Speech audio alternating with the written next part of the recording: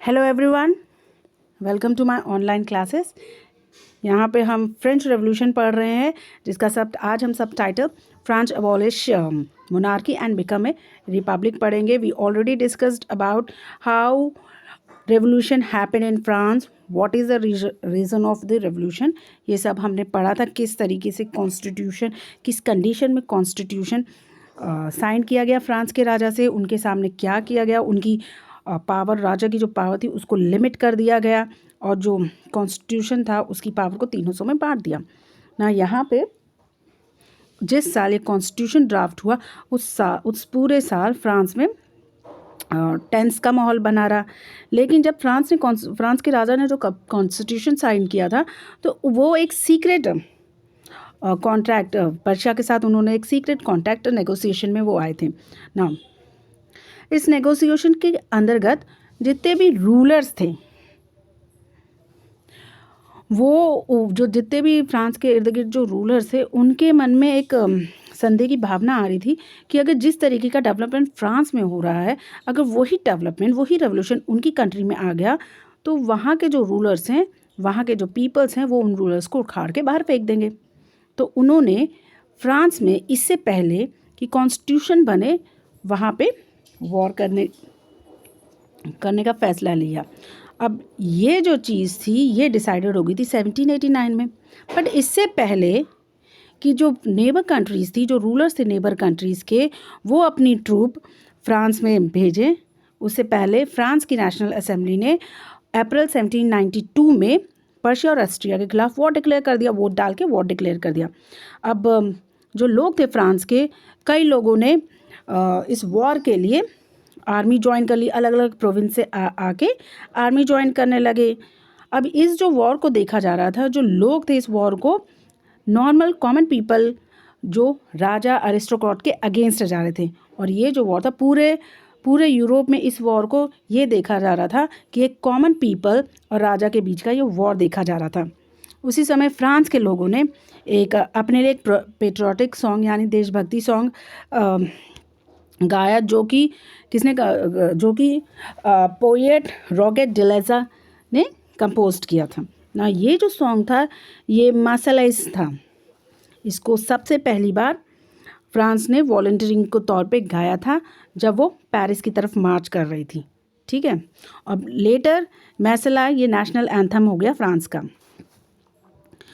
तो रेवोल्यूशनरी जो थे, ये वॉर लड़ने के लिए दूसरे स्टेट्स में चले गए, ठीक है। ये जो इस तरीके जो रेवोल्यूशनरी वॉर थे, इसकी वजह से फ्रांस को बहुत भारी नुकसान हो रहा था, फाइनेंशियली भी और इकोनॉमिकली। लोग बहुत दिक्कतों का सामना कर रहे थे। क्यों दिक्कतों का सामना कर रहे थे? क्योंकि लार्ज नंबर ऑफ जो मेंस थे वो फाइटिंग करने के लिए चले गए, और जो वुमेन्स रह गई थी पीछे, वो अपनी डेली लिविंग करने के लिए, अपनी फैमिलीज़ को देखने के लिए पीछे रह गई थी। जो लार्ज नंबर ऑफ जो पॉपुलेशन थे, वो इस बात से कन्विंस हो गए थे कि हमको ये रेवोल्यूशन कैरी फॉरवर्ड करना है, हमको कॉन्स्टिट्यूशन जो है वो उसमें एक बदलाव करना है। वो क्या बदलाव था?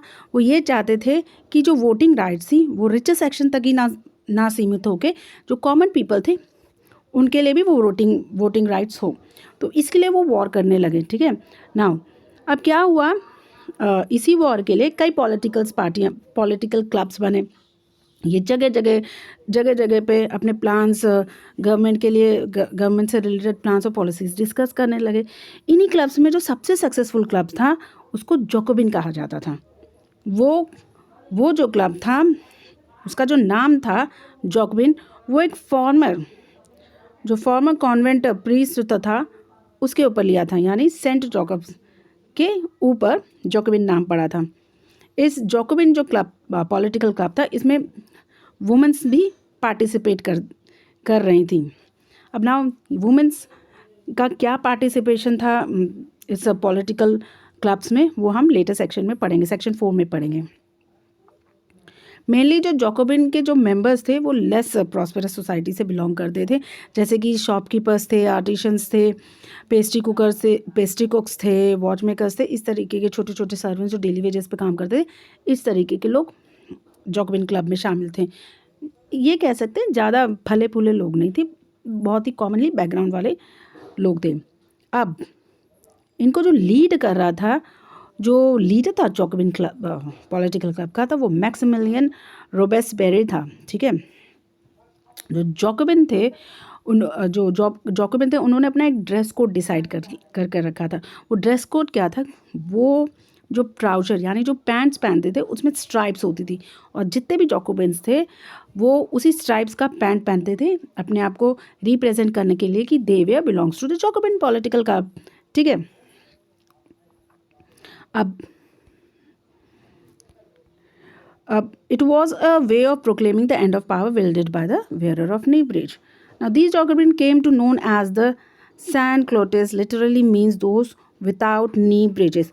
ये जो जैकोबिन्स थे उनको लेटर sans-culottes कहा गया था, यानी कि ये वो लोग थे जो बिना नी ब्रेचेस के थे। sans-culottes meant स्ट्राइप पैंट्स के अलावा रेड कैप और पहनते थे। अब ये रेड कैप क्यों पहनते थे? ये रेड कैप इसलिए पहनते थे, वो सिम्बलाइज करता था लिबर्टी का। ठीक है, हाउएवर जो वुमेन्स थी उनको ये अलाउड नहीं था कि वो रेड कैप पहने।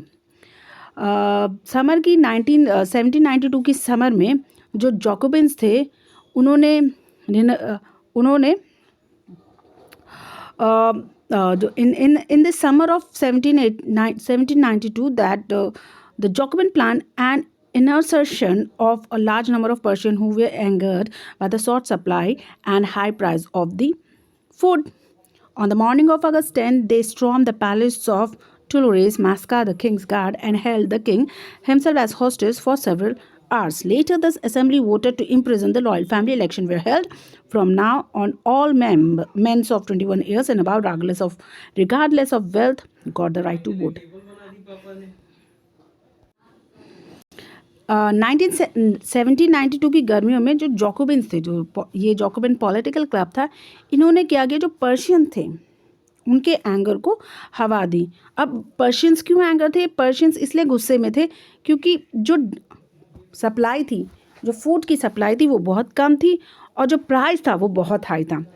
तो जैकोबिन्स ने पर्शियन का जो कॉमन पर्शियंस थे उनके साथ मिलके अगस्त 10 को ट्यूलरी पैलेस पे हमला किया। वहाँ पे किंग के जो गार्ड्स थे उनको मैस्कार कर दिया, मतलब नरसंहार किया। उसके बाद जो किंग को था उसको हॉस्टेज के तौर पे बहुत घंटों तक अपने पास रखा। उसके बाद उसी दिन उन्होंने जो रॉयल फैमिली थी उसको जेल में डाल दिया। वहाँ पर इलेक्शन हेल्ड हुए। उस इलेक्शन में ये डिसाइड हुआ कि जो भी मैन 21 ईयर्स और उसके अबाव है, बिना रिगार्डलेस ऑफ वेल्थ, मतलब वेल्थ नहीं देखी जाएगी, उनको वोट करने का अधिकार है ना। ये जो न्यूली इलेक्टेड असेंबली जो पर्शिया में बनी थी उनको कहा गया था कन्वेंशन ना। 21 सितंबर 1792 को फ्रांस में मोनार्की का अबॉलिश हो गया, मोनार्की ख़त्म कर दी गई और फ्रांस को एक रिपब्लिक कंट्री घोषित कर दी गई। Now what is republic? Republic is a form of government where the people elect the government including the head of the government. तो रिपब्लिक वो गवर्नमेंट का फॉर्म है जहाँ पे पीपल अपने हेड को चुनती है। इट इज़ डायरेक्टली और indirectly elected their own representative, that is called Republic. वहाँ पर कोई हेरिडेटरी मोनार्की नहीं थी ना। What is hereditary monarchy?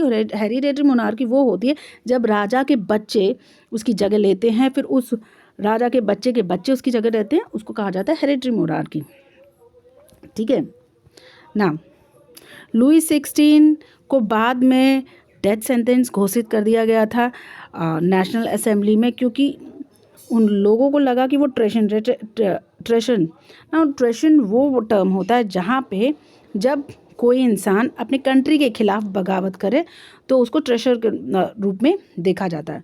तो उसको डेथ सेंटेंस दे दिया गया और 21 जनवरी 1793 को उसको एग्जीक्यूट कर दिया गया। पूरी पब्लिक के सामने उसको एग्जीक्यूट कर दिया गया और लुईस की फांसी की सज़ा के तुरंत बाद उसकी क्वीन मारिया एंटोनी को भी फांसी की सज़ा सुना दी गई। अब ये यहीं नहीं ख़त्म होता। जब डेमोक्रेसी या जब कॉन्स्टिट्यूशन फ्रांस में अपने वजूद में आया तो उस दौर में लोगों ने दहशत का माहौल देखा। यानी 1793 से 1794 को उस समय फ्रांस का रेगन ऑफ टेरर कहा गया ना। रॉबेस्बेरी जो था वो बहुत ही सीवियर तरीके से अपनी पॉलिसी, सीवियर कंट्रोल पॉलिसी को फॉलो कर रहा था। जो भी उसके खिलाफ जाता था, जो भी उसकी सोच के खिलाफ जाता था, तो रॉबर्ट्स उनको फांसी की सज़ा सुना देता था।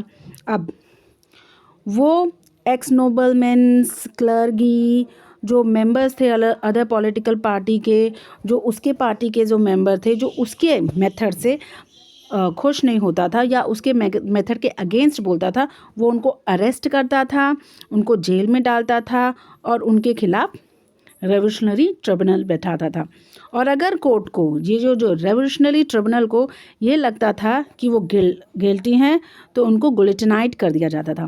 ना गुलिटनाइट क्या है, आपने बहुत सारे स्पेशली इंग्लिश फिल्मों में, पीरियडिक इंग्लिश फिल्मों में देखा होगा। वहाँ पर एक लकड़ी का वो होता है जिसमें 3 गोले होते हैं। एक बड़ा गोला होता है जिसमें सर घुसाया जाता है, साइड में 2 गोले होते हैं जिसमें हाथ होता है, और ऊपर से ब्लेड छोड़ दिया जाता है जिससे उनका सर काट दिया जाता है। उसको गुलेटिन कहा जाता है ना। ये जो डिवाइस है इसको बनाया था गिलेटिन नाम के डॉक्टर ने, इसलिए that is why it is named as guillotine ना। जो रॉसबेरी की गवर्नमेंट थी उसने बहुत सारे लॉज इशू करके रखे थे, जैसे कि maximise ceiling on wages of prices में, जो ब्रेड, जो मीट्स थे, ब्रेड्स, वो भी राशन करके रखे। जो पेशेंट थे उनको फोर्स किया जाता था कि वो अपने ग्रेन्स को सिटी में भेजें और उनको एक फ़िक्स प्राइस पे गवर्नमेंट को सेल कर दें। यानी कि जो पेशेंट्स थे वो अपनी मर्ज़ी से कुछ नहीं बेच सकते थे। जो गवर्नमेंट ने डिसाइड किया वो उसी अमाउंट में क्या बोलते, जो अपने ग्रेन्स थे, जो अपनी पैदावार थी, उसको गवर्नमेंट को बेच सकते थे। तो मतलब वो तानाशाही बनने लगा। जो रोसबेरी था वो तानाशाही बनने लगा। रिमेंबर रोबेस्पेरीज कौन था? रोबेस्पेरीज जैकोबिन पॉलिटिकल पार्टी का लीडर था, और ये जैकोबिन पॉलिटिकल पार्टी एक कॉमन पार्टी, जो लेस प्रॉस्परस जो पीपल से उनसे बनी हुई थी ना। यहाँ पे